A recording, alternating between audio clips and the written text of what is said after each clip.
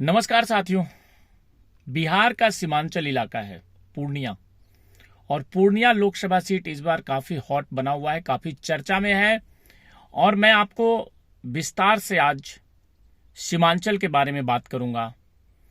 और सीमांचल में total 4 Lok Sabha seat आती है, जिसमें किशनगंज, कटिहार, अररिया और पूर्णिया है। ये सभी सीटें सीमांचल के अंतर्गत आती है और पश्चिम बंगाल के बॉर्डर से जुड़ी हुई हैं। बात अगर हम करें पूर्णिया की, तो पूर्णिया लोकसभा सीट से अभी जनता दल यू के संतोष कुशवाहा सांसद हैं। और संतोष कुशवाहा ने 2019 के चुनाव में कांग्रेस के उम्मीदवार उदय सिंह उर्फ पप्पू सिंह को हराया था। अब इस बार की बात करूं तो इस बार बिहार के कद्दावर नेता और पूर्णिया से कई बार सांसद रहे पप्पू यादव चुनाव मैदान में है। पप्पू यादव ने जन अधिकार पार्टी बनाई थी, लेकिन इस चुनाव के इन वक्त पहले उन्होंने अपनी पार्टी का विलय कर दिया कांग्रेस में, और उन्हें उम्मीद थी कि कांग्रेस से टिकट तो उनका पक्का ही है। लेकिन लालू यादव ने बड़ा गेम करते हुए अपने उम्मीदवार वहां उतार दिया, जिसके कारण से ये सीट जो है काफी रोचक बन गया है। इस बार 2019 के लोकसभा चुनाव परिणाम पर अगर नजर डालें तो जदयू उम्मीदवार संतोष कुमार कुशवाहा को इस सीट पर 6,32,000 से भी ज्यादा वोट मिले थे। वहीं कांग्रेस उम्मीदवार को 3,70,000 के करीब वोट मिले थे। 18,000 से ज्यादा लोगों ने नोटा बटन दबाया था, जो कि एक बड़ा ही चर्चा का विषय बन गया। तो संतोष कुमार कुशवाहा ने कांग्रेस उम्मीदवार पप्पू सिंह उर्फ उदय सिंह को 2,63,000 वोटों से हरा दिए थे। और 2014 के चुनाव परिणाम की बात करें तो जदयू नेता संतोष कुमार कुशवाहा ने ही वहां जीत दर्ज किया था, और उन्होंने बीजेपी के टिकट पे खड़े उम्मीदवार पप्पू सिंह को हराया था।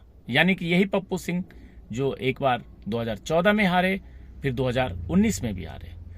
2014 में वो बीजेपी के उम्मीदवार रहे, 2019 में वो कांग्रेस के उम्मीदवार रहे। हालांकि 2014 के चुनाव में जदयू के संतोष कुमार कुशवाहा ने बीजेपी उम्मीदवार पप्पू सिंह को 1,16,000 वोटों से हराया था। जदयू उम्मीदवार संतोष कुमार कुशवाहा को 2014 लोकसभा चुनाव में 4,18,000 वोट मिले थे, और बीजेपी उम्मीदवार पप्पू सिंह को 3,02,000 वोट मिला था। ये तो बात हुई पुरानी, लेकिन इस बार पूर्णिया लोकसभा में पप्पू यादव उम्मीदवार हैं, और पप्पू यादव ने निर्दलीय पर्चा भरा है। और पप्पू यादव का मुकाबला वही जनता दल यू के संतोष कुमार कुशवाहा के साथ है, और संतोष कुमार एक बार फिर से जदयू के टिकट पे चुनावी मैदान में है। लेकिन इस बार पप्पू यादव के साथ साथ आरजेडी के बीमा भारती, जो कि विधायक हैं रुपौली से, वो भी चुनावी मैदान में है। और ये चुनाव इस बार प्रतिष्ठा का विषय बन चुका है, क्योंकि पप्पू यादव ने काफी बड़े बड़े बातें की। उन्होंने कहा कि मैं मर जाऊंगा लेकिन पूर्णिया नहीं छोड़ूंगा, और ये फिर एक स्टेटमेंट दिया है कि ये मेरा आखिरी चुनाव होगा। अगर मैं इस चुनाव में नहीं जीता तो जिंदगी में कभी चुनाव नहीं लड़ूंगा और छोड़ दूंगा राजनीति। तो काफी चर्चा का विषय बना हुआ है।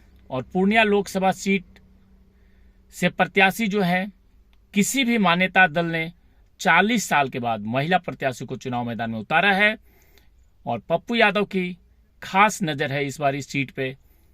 अब देखना यह है कि इस बार 3 लोग हैं चुनावी मैदान में, पप्पू यादव, बीमा भारती और संतोष कुमार कुशवाहा। लेकिन परिणाम क्या होता है, जो राजनीतिक सरगर्मी है और जो वहां के स्थानीय लोगों का जो एक उम्मीद है, वो उम्मीद ये कह रहा है कि इस बार का मुकाबला पप्पू यादव और जनता दल यू के वर्तमान सांसद संतोष कुशवाहा के बीच है।